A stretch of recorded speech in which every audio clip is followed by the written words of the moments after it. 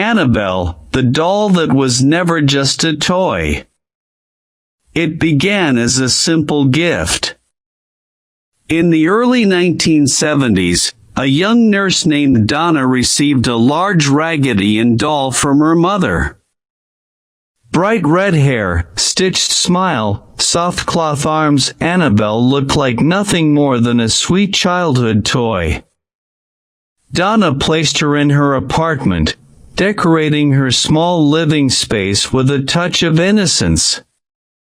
For a while, Annabelle sat quietly in her corner, harmless and silent. But soon, the doll began to change. At first, it was little things. Donna and her roommate Angie would leave the doll on the couch, only to return and find her in another room. Sometimes her legs would be crossed, her arms folded, or her head tilted in a different direction. They laughed at first, brushing it off as forgetfulness. But the movements grew bolder. Annabelle was discovered standing upright, unsupported, in places she could not possibly be. Then came the notes. Tiny scraps of paper began to appear around the apartment. "Help us," they read. "Save us." Neither Donna nor Angie kept that kind of paper in the house. The handwriting looked like that of a small child, uneven and shaky. Fear crept into their laughter, and the once harmless doll now seemed to stare at them with a presence too heavy to ignore. One night, Donna returned home to find Annabelle in her bed. The doll's cloth hands were stained with something dark. Red marks spread across her blanket. It looked like blood. Terrified, the girls sought help. A psychic medium was called, and what she revealed was chilling. She claimed the spirit of a young girl named Annabelle Higgins had died on the land where the apartment stood.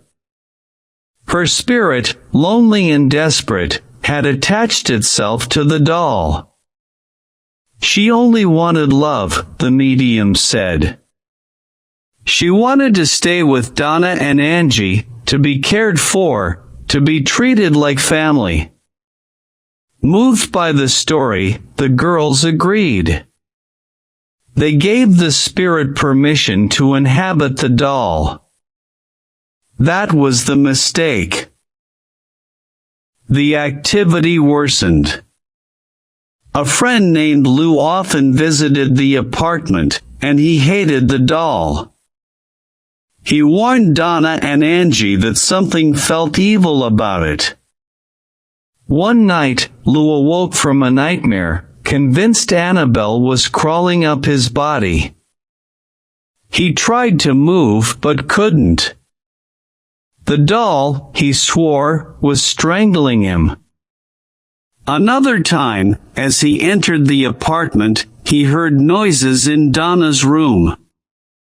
When he pushed the door open, the room was empty except Annabelle, tossed carelessly in a corner. As he approached, he felt a searing pain on his chest. Looking down, he saw deep claw marks, fresh and bleeding, as if scratched by invisible hands. The fear was too great. Finally, Donna and Angie turned to the church for help.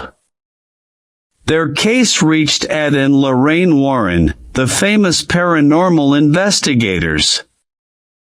The Warrens immediately sensed the truth. The spirit inside Annabelle was no innocent child. It was something darker, something inhuman, using the doll as a disguise.